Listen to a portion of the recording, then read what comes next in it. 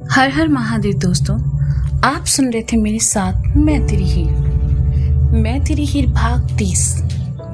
80 घाट के गलियारे में खड़ा काशी और शक्ति बारिश में भीग रहे थे। दोनों एक दूसरे की आंखों में इस कदर डूबे हुए थे कि उन्हें होश ही नहीं था। काशी के सर से होकर पानी की बूंदें उसके सुर्ख होंठों पर ठहरती और फिर पानी में घुल जाती। शक्ति उसे एकटक देखे जा रहा था। जब बिजली कड़की तो उसे एहसास हुआ कि वह काशी के करीब खड़ा है। शक्ति एकदम से पीछे हटा और फिर वहां से जाने लगा तो काशी ने उसके पीछे आते हुए कहा, कम से कम अपना नाम तो बता दो। शक्ति पलटा और कहा, शक्ति, आपसे फिर मिलना हो तो कैसे मिले? आपका कोई एड्रेस? काशी ने फिर पूछा। ये बनारस हमारा घर है और यहाँ के घाट है हमारा पता। कहकर शक्ति वहां से चला गया। काशी मुस्कुरा उठी। जिन एहसासों से वह गुजर रही थी उनसे अनजान नहीं थी। उसके होंठ धीरे से बड़बड़ाए, शक्ति। चलते चलते शक्ति को लगा जैसे किसी ने उसे आवाज दी हो। उसने पलटकर देखा, काशी वहीं खड़े उसे देख रही थी। शक्ति का दिल फिर धड़का। उसने अपने गीले बालों में से हाथ घुमाया और तेज कदमों से वहां से चला गया। उधर बारिश से बचने के लिए मुन्ना और पूजा अंदर चले आए। बिना मौसम की बरसात देखकर मुन्ना को भी अजीब लग रहा था, लेकिन ये महादेव का शहर था और यहाँ सब मुमकिन था। मुन्ना और पूजा थोड़ा थोड़ा भीग चुके थे। मुन्ना ने अपनी जेब से रुमाल निकाली और अपना मुंह पोंछने लगा। पास खड़ी पूजा ने उसे प्यार से देखा। उसे लगा मुन्ना उसे भी अपना रुमाल देगा, लेकिन मुन्ना तो मुन्ना ठहरा। उसने अपना रुमाल वापस जेब में रख लिया और सामने से गुजरते रिक्शा को रोककर पूजा से कहा, लगता है मौसम खराब होने वाला है, तुम घर चली जाओ। बेचारी पूजा, कहाँ वह इस रोमांटिक मौसम में मुन्ना के साथ चंद बातें करने का ख्वाब देख रही थी और मुन्ना ने उसे घर जाने को कह दिया। ऊपर से सीनियर था तो पूजा मना भी नहीं कर पाई। पूजा के जाने के बाद मुन्ना ने वंश को फोन लगाया। कहाँ हो तुम तीनों? अरे यार, मैं और अंजलि साथ हैं, आगे वाले नुक्कड़ पर, और काशी ना दुपट्टा खरीदने गई थी। शायद बारिश की वजह से वहां रुक गई होगी। रुक, मैं फोन करता हूँ उसे। वंश ने कहते हुए मुन्ना का फोन काट दिया। उसने काशी को फोन मिलाने के लिए जैसे ही नंबर डायल किया, उसकी नजर सामने बारिश में अपनी बाहें फैलाए भीगती एक लड़की पर चली गई। उस लड़की को देखते ही वंश को गौरी की याद आ गई। पहली बार जब उससे मिला था तब उसने भी सफेद रंग का सूट पहना था। वंश ने फोन अंजलि को थमा दिया और खुद सामने उस लड़की को देखते हुए उसकी तरफ चल पड़ा। अंजलि काशी को फोन लगाने लगी, लेकिन नेटवर्क ना होने की वजह से फोन नहीं जा पाया। वंश उस लड़की की ओर बढ़ता जा रहा था और अजीब बात यह थी कि उस लड़की और वंश के अलावा बारिश में और कोई भी नहीं भीग रहा था। सब टीन छपरा के नीचे खड़े खुद को बारिश से बचा रहे थे। अपने दुपट्टे को लहराते हुए वह लड़की बारिश में भीगती चली जा रही थी। वंश एकदम से आकर उसके सामने खड़ा हो गया और लहराते हुए उस लड़की का दुपट्टा वंश के चेहरे पर आ गिरा। वंश ने जैसे ही दुपट्टा हटाने के लिए हाथ अपने चेहरे की तरफ बढ़ाए, उसका हाथ अपने चेहरे से जा लगा। कोई दुपट्टा नहीं था, ना ही कोई लड़की थी। हैरानी से वंश ने इधर उधर देखा, बस कुछ लोग थे जो वंश को देख रहे थे। उसने अपने दोनों हाथों को बालों में से घुमाते हुए आसमान की ओर देखा और आंखें मूंद ली।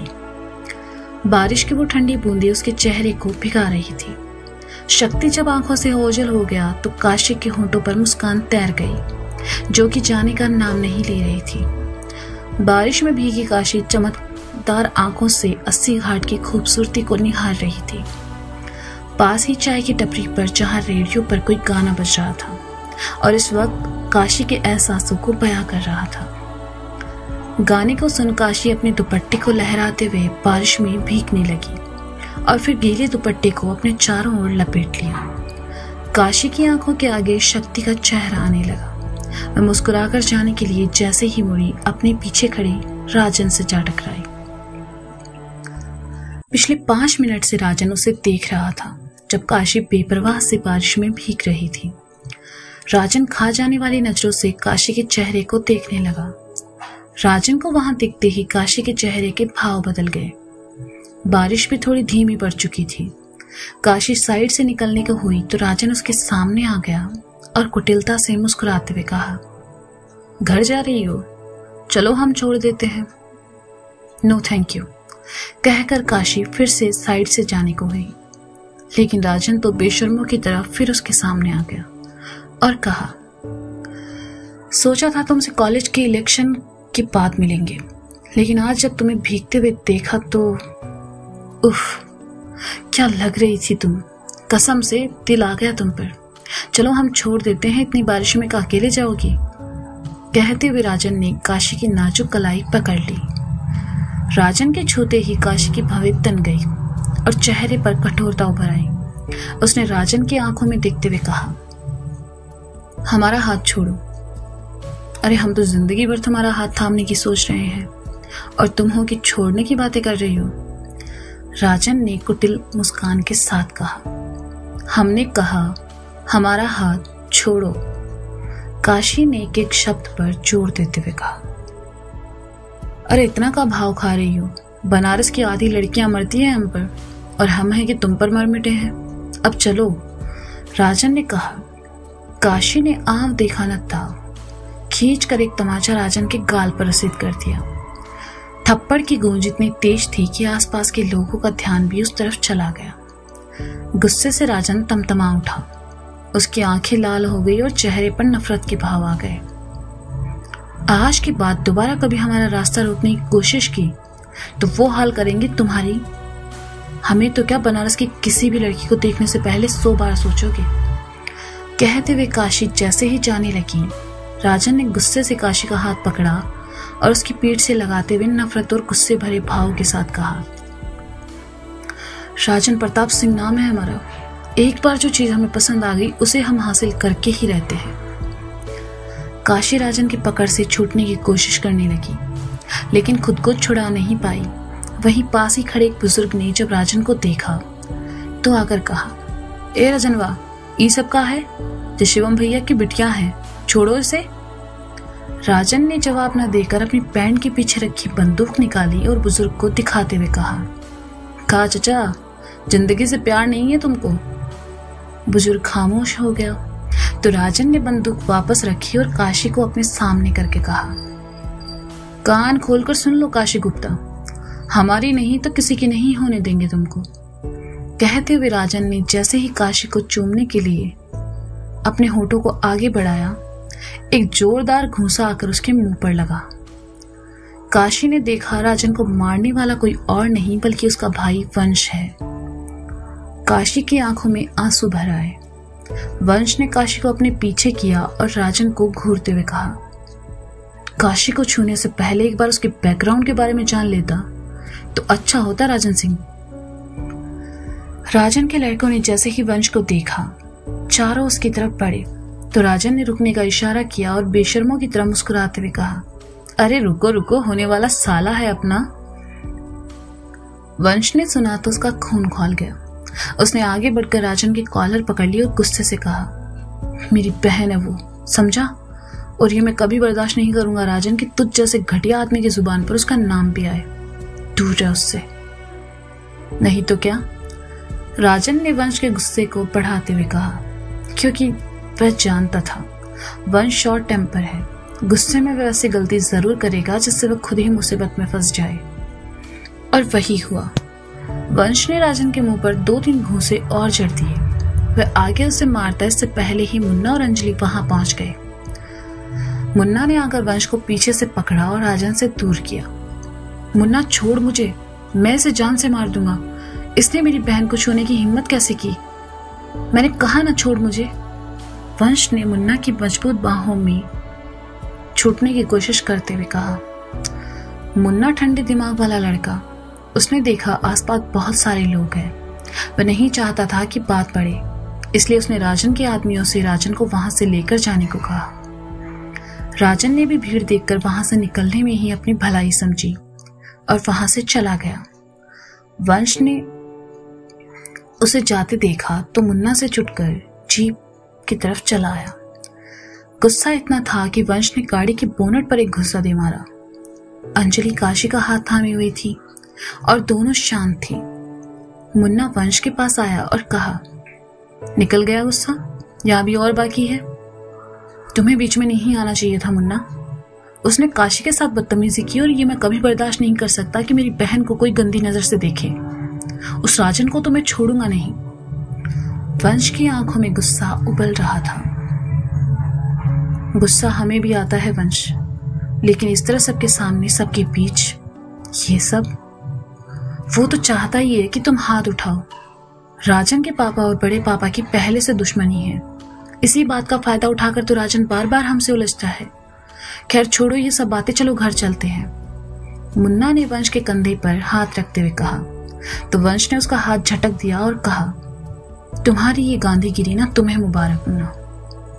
कहकर वंश वहां से चला गया। मुन्ना समझ गया कि इस वक्त वंश से कुछ कहना सही नहीं होगा, इसलिए वह काशी के पास आया और कहा, तुम ठीक हो ना काशी? हम ठीक है भैया, लेकिन वंश भैया। काशी ने कहा, चिंता मत करो, वो आ जाएगा, चलो घर चलते हैं। मुन्ना ने कहा। मुन्ना काशी और अंजलि को लेकर घर चला आया। मुन्ना ने जीप साइड में लगाई और काशी अंजलि से अंदर जाकर कपड़े बदलने को कहा। काशी और अंजलि अंदर चली आई। बेचारी काशी जब से बनारस आई थी तब से उसके साथ अच्छी और बुरी दोनों चीजें हो रही थी। अनु ने काशी और अंजलि को अपने कमरे में जाकर कपड़े बदलने को कहा। साथ ही उन दोनों के लिए सूखे कपड़े निकाल कर भी रख दिए। बाहर मुन्ना जीप के पास खड़ा घर के गार्डन एरिया में बैठे वंश को देख रहा था। गार्डन में पड़ी बेंच पर बैठा वंश खामोश नजरों से सामने घास को देख रहा था। मुन्ना कुछ देर उसे देखता रहा और फिर उसकी तरफ चला आया। बारिश रुक चुकी थी और माहौल में थोड़ी ठंड भी बढ़ चुकी थी। मुन्ना आकर वंश के बगल में बैठा और कहने लगा, तुम गलत नहीं हो वंश, तुमने जो किया वो बिल्कुल ठीक था। कोई हमारी बहन के लिए कुछ कहे और हम चुप रहे, ये कभी नहीं हो सकता। इंदौर में काशी के दोस्त ने उसे छुआ तो हम दोनों ने उसे पीट दिया। जानते हो क्यों? क्योंकि वो इंदौर था और ये बनारस है। यहाँ हमारे और तुम्हारे पापा की बहुत इज्जत है। हमारा एक गलत कदम हमारे घर वालों की नजरों में हमें गिरा सकता है। तुम्हारा गुस्सा बहुत तेज है, उस वक्त तुम्हें नहीं रोकते तो बहुत गलत हो जाता। वहां मौजूद लोग ये नहीं देखते कि गलती किसकी है, बस ये नजर आता कि तुमने उसे पीटा। अगर ये बात बड़े पापा तक जाती तो उन्हें अच्छा नहीं लगता वंश। बड़े पापा और प्रताप की दुश्मनी से तुम अनजान नहीं हो। प्रताप की वजह से बड़े पापा पहले ही परेशान हो चुके हैं। हम नहीं चाहते अब राजन तुम्हारी जिंदगी में कुछ गलत करे। राजन ने जो किया उसकी सजा उसे काशी दे चुकी है, और तुम भी। हमारी बहन इतनी भी कमजोर नहीं है वंश कि राजन जैसे लोगों का सामना ना कर सके, और फिर उसके भाई उसके साथ हैं। वंश ने खामोशी से उसकी बात सुनी और कहा, और क्या गारंटी है कि राजन दोबारा ऐसा नहीं करेगा? गारंटी तो तुम्हारी भी नहीं है ना कि तुम वो सब भूल जाओगे। मुन्ना ने कहा तो वंश उसकी ओर देखने लगा और फिर कहा, जो जैसा करेगा वो वैसा भरेगा, ये जिंदगी का उसूल है। लेकिन मेरे उसूल थोड़े टेढ़े हैं मुन्ना। जो जैसा करेगा वो ऐसा भरेगा कि जिंदगी भर याद रखेगा। कहते हुए वंश गुस्से में उठा और अंदर चला गया। मुन्ना ने एक गहरी सांस ली और उठकर वंश के पीछे चला आया। तो दोस्तों ये था मैं तेरी हीर भाग 30। इसका अगला भाग आप जल्दी ही सुनेंगे मेरे साथ। तब तक के लिए क्या वंश लेगा राजन से अपनी बहन की बेइज्जती का बदला? क्या मुन्ना रोक पाएगा वंश को? क्या काशी को होने लगा है शक्ति से प्यार? जानने के लिए सुनते रहिए मैं तेरी हीर।